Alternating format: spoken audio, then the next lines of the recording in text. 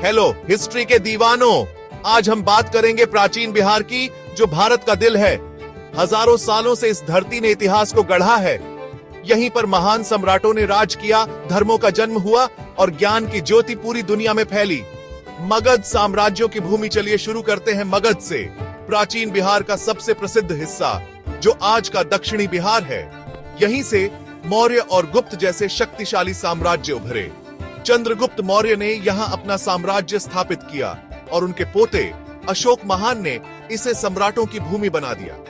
अशोक एक योद्धा से बौद्ध धर्म प्रचारक बने और उन्होंने अपने राज्य को शांति और धर्म का प्रतीक बना दिया। शिक्षा और ज्ञान का केंद्र बिहार सिर्फ शक्ति और युद्ध के बारे में नहीं था, यह ज्ञान का केंद्र भी था।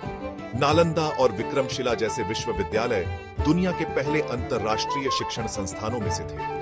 चीन, कोरिया, तिब्बत और अन्य देशों से छात्र यहाँ पढ़ने आते थे। महान विद्वान आर्यभट्ट ने यहाँ शून्य की खोज की, जिससे पूरी दुनिया में गणित में क्रांति आ गई। बौद्ध धर्म और जैन धर्म का जन्म स्थान प्राचीन बिहार आध्यात्मिक क्रांतियों का केंद्र भी था। गौतम बुद्ध को गया में बोधि वृक्ष के नीचे ज्ञान प्राप्त हुआ और यहीं से बौद्ध धर्म का प्रसार शुरू हुआ। वैशाली, जिसे दुनिया का पहला गणराज्य माना जाता है, जैन धर्म के 24वें तीर्थंकर भगवान महावीर की कर्मभूमि थी। प्राचीन कला और संस्कृति बिहार की धरती कला और संस्कृति से भरपूर है। इसकी गुफाएं, मंदिर और स्थापत्य चमत्कार उस युग की समृद्धि को दर्शाते हैं।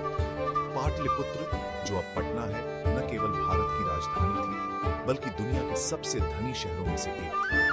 निष्कर्ष, प्राचीन बिहार सिर्फ एक भौगोलिक क्षेत्र नहीं था, यह भारत की आत्मा थी। साम्राज्य उभरे, धर्म फले फूले, शिक्षा के केंद्र बनते और कला और संस्कृति का विकास हुआ। भारत की जड़ों को समझने के लिए प्राचीन बिहार को जानना जरूरी है। आज भी बिहार की धरती सिर्फ अतीत की कहानियां ही नहीं सुनाती, बल्कि यह हमें ज्ञान, शक्ति और शांति के साथ अपने भविष्य को बनाने के लिए प्रेरित करती है।